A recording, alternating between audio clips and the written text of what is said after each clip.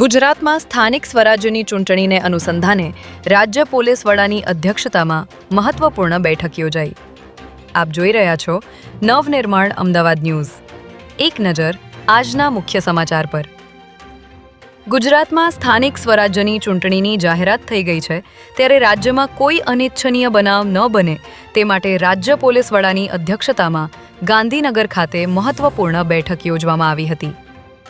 સમગ્ર ગુજરાત રાજ્યમાં આગામી 26મી એપ્રિલના રોજ યોજાનારી સ્થાનિક સ્વરાજની ચૂંટણીમાં કાયદો અને વ્યવસ્થા જળવાઈ રહે તે માટે સમગ્ર ગુજરાત સ્તરે ચોક્કસ આયોજન કરવા માટે રાજ્ય પોલીસ વડા ડૉક્ટર KLN રાવની અધ્યક્ષતામાં ઉચ્ચ પોલીસ અધિકારીઓ તેમજ વિડિયો કોન્ફરન્સની મદદથી તમામ જિલ્લા પોલીસ વડાઓ સાથે મીટિંગ યોજવામાં આવી હતી.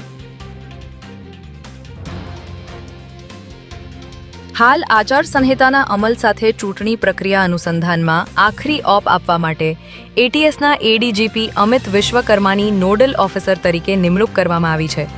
તેમજ વિડિયો કોન્ફરન્સમાં પોલીસના તમામ યુનિટોને કાર્યવાહી કરવા, પાસાના મહત્તમ કેસ નોંધવા, ખાસ કરીને લાંબા સમયથી ફરાર આરોપીઓ ઝડપી લેવા તેમજ હિસ્ટ્રી શીટર સામે કડક પગલાં લેવા માટે સૂચનો કરવામાં આવ્યા હતા. આ મીટિંગમાં ગેરકાયદે હથિયારો અને દારૂબંધી પર કડક આદેશ આપવામાં આવ્યા છે, ત્યારે ચૂંટણી પહેલા હિસ્ટ્રી શીટરો પર તવાઈ બોલાવવામાં આવશે.